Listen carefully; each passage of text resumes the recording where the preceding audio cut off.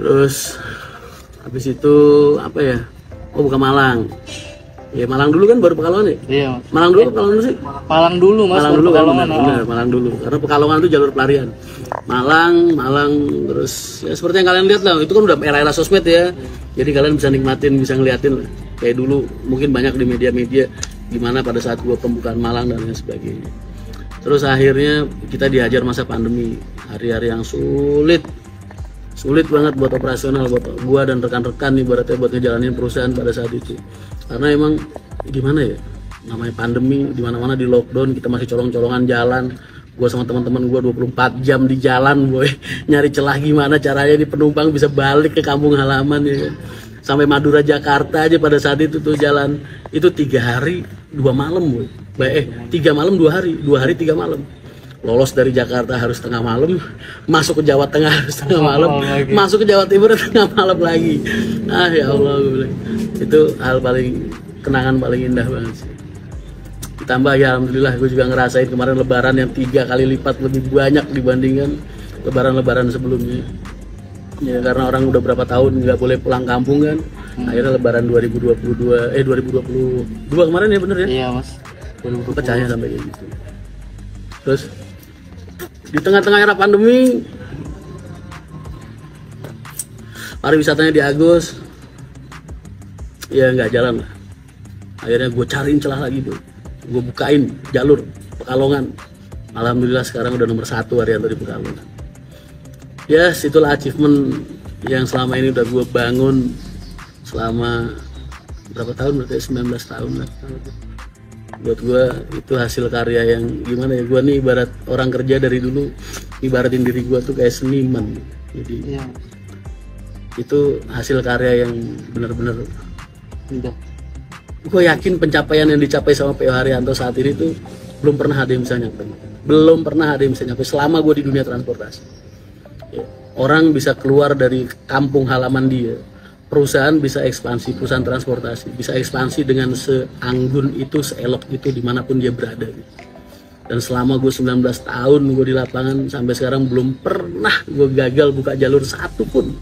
Nggak ada jalur gue yang nggak dimakan orang ibarat, nggak laku lah. Jadi kredibilitas gue alhamdulillah masih terjaga dengan baik.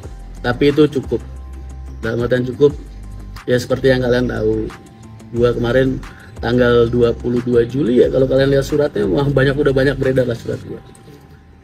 Gue sudah tidak bergabung lagi dengan P.O. Haryanto, dalam artian ya, Bapak udah nggak berkenan gue ada di perusahaan. Jadi tanggal 22 itu secara ofisial gue udah nggak di P.O. Haryanto lagi. Jadi tugas-tugas gue buat mengembangkan perusahaan dan menjaga perusahaan sudah selesai. Terus Mas Rian ngapain Mas? Ya gue istirahat. Gue istirahat. Loh Mas, itu kan perusahaan keluarga kok dipecat atau dikeluarkan atau apalah bahasanya. Ya buat gue perusahaan kan dari dulu gue selalu bilang sama kalian, perusahaan dan keluarga itu 2 hal yang berbeda. Jadi perusahaan, keluarga.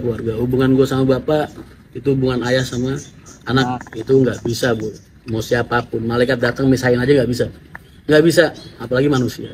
Jadi itu ikatan yang emang udah diciptakan sama Allah, ikatan darah.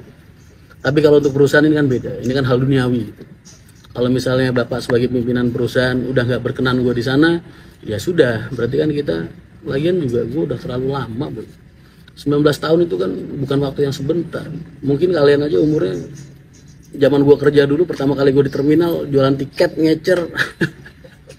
Tiket 18.000 nawarin ke penumpang tiap hari udah kayak nawarin emas, saking susahnya laku. Mungkin kalian pada saat gue jadi calo begitu, kalian masih pada sekolah mungkin, atau masih di rumah, masih ngapain kalian?